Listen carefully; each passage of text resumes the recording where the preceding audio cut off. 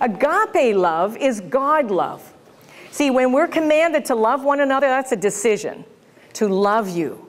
I can say, I agape love you, I respect you as made in the image of God. I would honor you, celebrate your differences, right? That's very safe. You need agape love, you need God love. That's an act of your will. Never get you into trouble if you God love one another. Family love or friendship love is emotional. You hang out with each other. I can't say I Philios love you because I don't know you.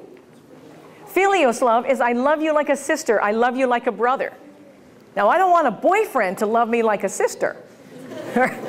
You understand that? Now, this is the love. This is what I base my book on.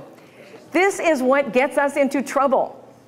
When Cupid is sound asleep, that's fine. But when Cupid wakes up and takes one of those little arrows and hits you, and it's amazing that scientifically there's some parallels here, because you can meet someone, as I did, in grade 11, and your eyes connect, and your body changes. My knees are turning to rubber, and butterflies in my stomach, and my hands are getting clammy, and my heart is beating faster, and I go, I'm in love. Oh, really? No. I got 6 hormones shooting through my bloodstream. I'm on a magic carpet ride. I am feeling really, really good.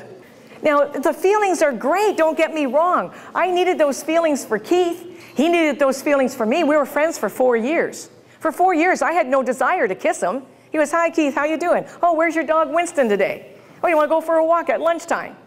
We talked. He was a really nice guy. I had no feelings. And all of a sudden, why? All of a sudden, after 4 years, you get hit with this emotion. It was like a runaway train. The wonderful thing is we were friends for 4 years. Because as fast as those hormones can hit you, guess what? They can leave you in 2 days. They can leave you in 2 weeks. You might get through a year on feelings.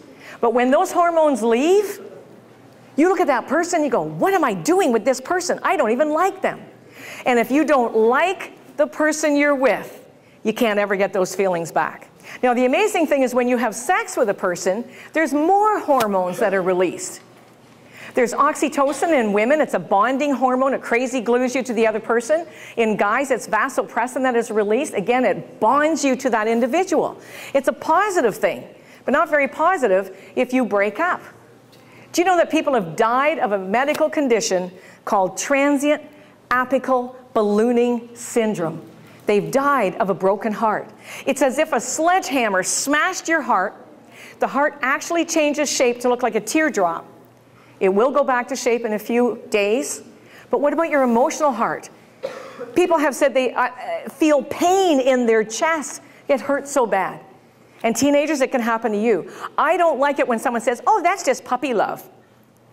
You're just destroyed. Somebody, the first time in your life, you give all your feelings and your kissing and all this passion to an individual. You've entered a world you've never been in before.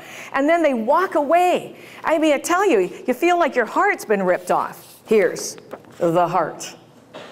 Now, if you're dating someone and you don't have sex with them and they break up with you, it hurts. But you haven't given everything. Your heart is there. Carefully, carefully put a cast on your heart. Allow yourself time to heal, just like you would with broken bones. Don't jump in another relationship. But when I added sex to a relationship in grade 11, and we broke up, maybe weeks or a month after the abortion, it wasn't just a breakup. It was like, I just felt like my heart was just torn. And then I got into another relationship. The guy was a virgin, I wasn't. As I got to know him, we were having sex, and then I get to know him, and I go, I don't think I like him as much. All those hormones left, and I just see the person for who he really is. Trying to change him, that doesn't work. So I break up with him. Oh, it didn't hurt me too much. He was devastated. And then on our wedding day, we finally decide we're going to marry and spend the rest of our life with one person. We say, I love you with all my heart.